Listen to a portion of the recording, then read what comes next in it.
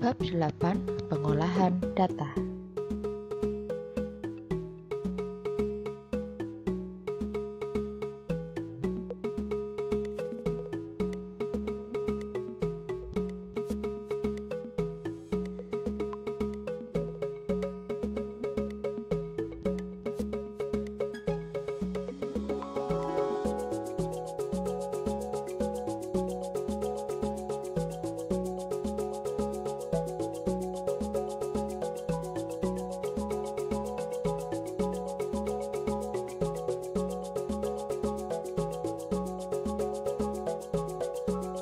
Sebelum kita belajar dari rumah, kita telah membahas apa itu data dan cara mengumpulkan data. Kalian juga sudah mencoba mengumpulkan data secara berkelompok. Masih ingat kan yang waktu kalian mendata makanan kesukaan, pelajaran kesukaan, dan hobinya teman-teman kalian sekelas. Nah, mari kita ingat kembali apa itu data. Data merupakan catatan informasi yang diperoleh berdasarkan fakta. Cara memperoleh data yaitu dengan wawancara, pengisian lembar kuesioner atau angket, dan mengambil data dari sumber yang sudah ada.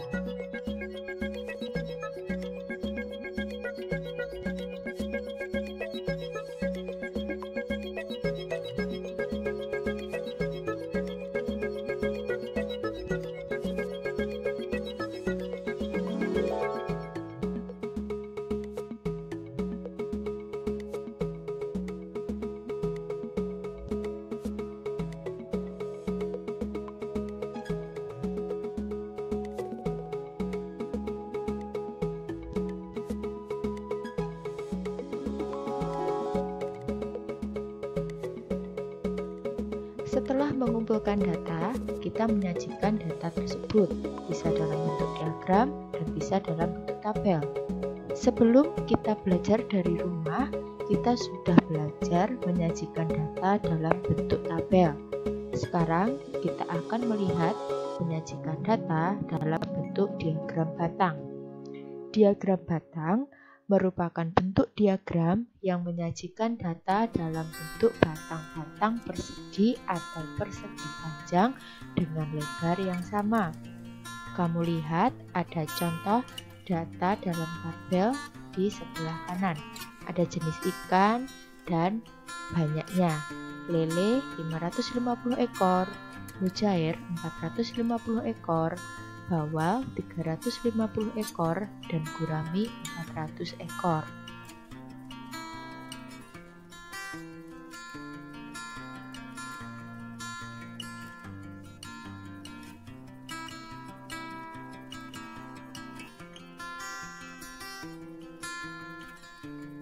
Nah, setelah melihat data dalam tabel yang tadi, kita membuat diagram batang berdasarkan data. Langkah-langkah membuat diagram batang. Yang pertama, tulis nama dan jenis ikan pada sumbu mendatar dan banyak ikan pada sumbu tegak. Kamu perhatikan di sebelah kanan ada diagram batangnya. Jenis ikan ya yang di bawah, lalu banyak ikan itu yang di samping. Yang kedua, buatlah batang pada setiap nama jenis ikan setinggi banyak ikan pada tabel.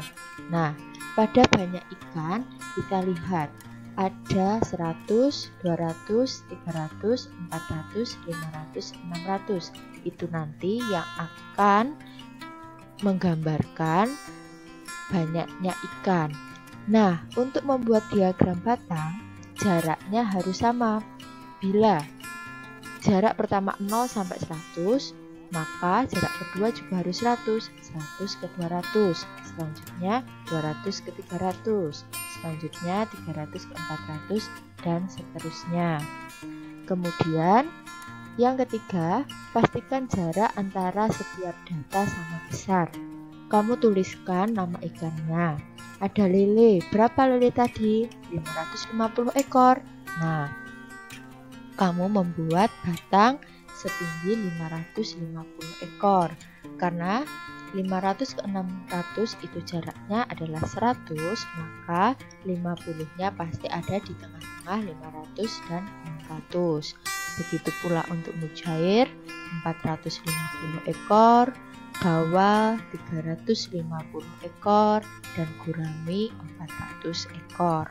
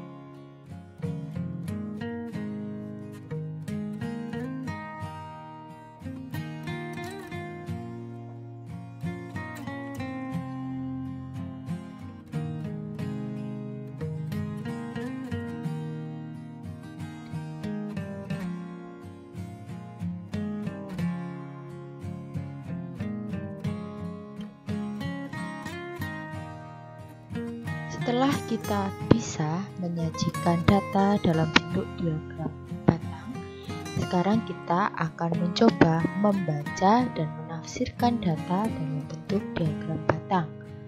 Kamu perhatikan diagram batang data banyak siswa di SD Merah Putih.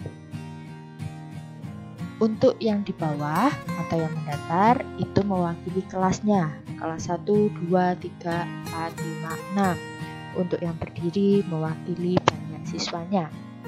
Nah, kita lihat banyak siswa kelas 1 ada 40 orang dari diagram tersebut.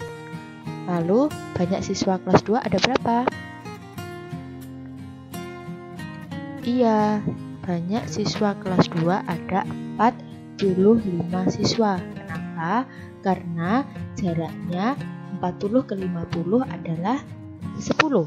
Lalu di tengah-tengahnya berarti adalah 45.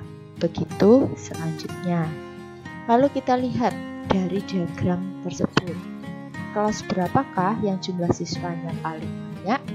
Berarti kita cari mana diagramnya yang paling tinggi. Oh, ternyata kelas 3. Berarti kelas yang jumlah siswanya terbanyak adalah kelas 3. Lalu, adakah kelas yang mempunyai jumlah siswa yang sama banyak? Kita perhatikan batangnya. Oh iya, ternyata ada, yaitu kelas 2, 5, dan 6 mempunyai jumlah siswa sama banyak. Kita lihat, apakah ada kelas yang mempunyai jumlah siswa paling sedikit?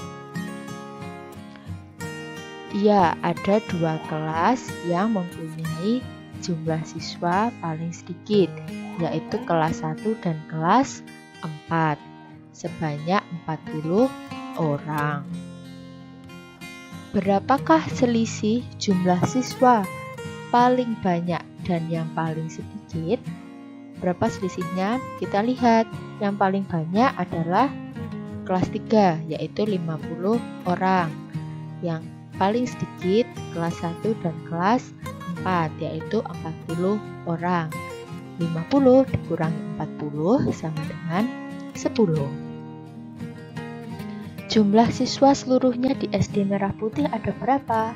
Kita tinggal jumlahkan saja mulai dari kelas 1 hingga kelas 6. 40 ditambah 45 ditambah 50 ditambah 40 ditambah 45 ditambah 45 sama dengan 265 orang.